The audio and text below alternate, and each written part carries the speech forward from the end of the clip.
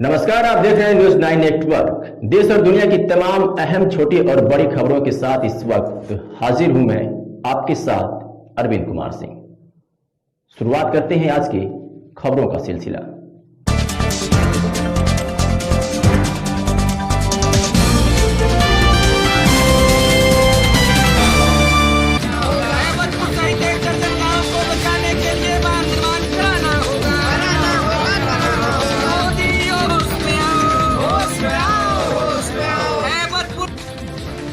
उत्तर प्रदेश के बलिया जिले के हैबतपुर गंगा घाट पर युवा चेतना के राष्ट्रीय अध्यक्ष रोहित कुमार सिंह अनोखे अंदाज में नग्न अवस्था में मजबूरन अपने कार्यकर्ताओं को लेकर गंगा नदी में प्रदर्शन किया है। उनकी मांग है कि बलिया शहर के मुख्यालय से महज चंद किलोमीटर पर स्थित हैबतपुर गांव जो गंगा नदी के किनारे बसा है, जहां सैकड़ों एकड़ भूमि पर किसान अनाज उगाते हैं और हजारों लोगों का आशियाना भी मौजूद है। गंगा किनारे बसा है हैबतपुर गांव वही गांव है जहां प्रधानमंत्री मोदी ने उज्ज्वला योजना का शुभारंभ किया था और कई बार यहां अपनी उपस्थिति भी दर्ज कराई है। यही नहीं, यूपी में जब जिसकी सरकार रही है, वो चाहे मायावती से लेकर योगी सरकार तक, सभी ने यहां बड़े बड़े कार्यक्रम कर इन ग्रामीणों के समक्ष उपस्थित हुए हैं। हम आपको ये बातें इसलिए याद दिला रहे हैं कि जिस गाँव के गंगा किनारे तमाम बड़े नेताओं ने शिरकत कर सत्ता को हासिल किया, आज वो गाँव गंगा में विलीन होने को आतुर है। बावजूद तब से लेकर अब तक किसी सत्ताधारी ने न इस गांव के विकास के बारे में सोचा और न ही अब इसे गंगा के प्रकोप से बचाने में सक्षम है, जिसका नतीजा ये हुआ कि पूरा गांव और सैकड़ों हजारों एकड़ कृषि भूमि को गंगा अपने कटान से विलीन करने को आतुर है। ग्रामीणों को इस बड़ी समस्याओं को लेकर युवा चेतना के राष्ट्रीय संयोजक रोहित कुमार सिंह ने पिछले 1 साल से बांध के निर्माण हेतु हर संभव प्रयास कर रहे हैं। यही नहीं, युवा चेतना ने हैबतपुर सहित 1 दर्जन गांवों को बचाने के लिए बलिया से लेकर लखनऊ दिल्ली तक आंदोलन की चेतावनी दी है। अगर मेरी मांगे नहीं मानी जाएगी तो प्रदर्शन करेंगे।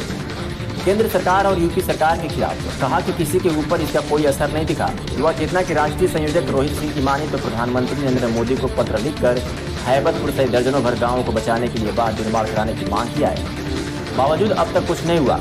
आपको बता दें कि पीएम मोदी जी के ड्रीम प्रोजेक्ट उज्ज्वला योजना की शुरुआत 1 मई 2016 को बलिया के इसी हैबतपुर के गांव से हुई थी। रोहित सिंह ने बताया कि मोदी जी के कथनानुसार इस योजना का डंगा भारत से दुनिया भर में मोदी जी ने बजाया और मोदी जी के अनुसार इसका लाभ हमें उत्तर प्रदेश के चुनाव में देखने को मिला और भाजपा की सरकार बनी। सिंह ने कहा, कम से कम इस योजना की जन्मभूमि हैबतपुर सहित दर्जन भर गाँवों का एहसान तो मोदी जी को चुकाना चाहिए।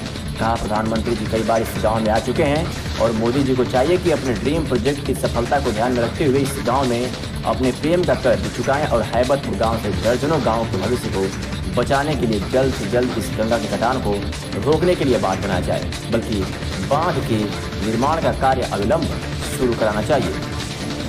Bureau report, news 9 network, Ballia.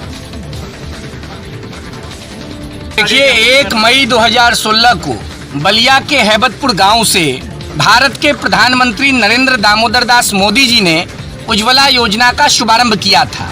प्रधानमंत्री जी और भारतीय जनता पार्टी ने पूरे हिंदुस्तान और विश्व में घूम घूम कर गरीबों के लिए संजीवनी बूटी उज्ज्वला की चर्चा की थी। दुर्भाग्य है कि जिस उज्ज्वला को जन्म देने वाली हैबतपुर गांव की चर्चा पूरे देश और विश्व में हुई, आज वो गांव आसपास के 1 दर्जन गाँव के साथ अपने अस्तित्व की बात जोड़ रहा है।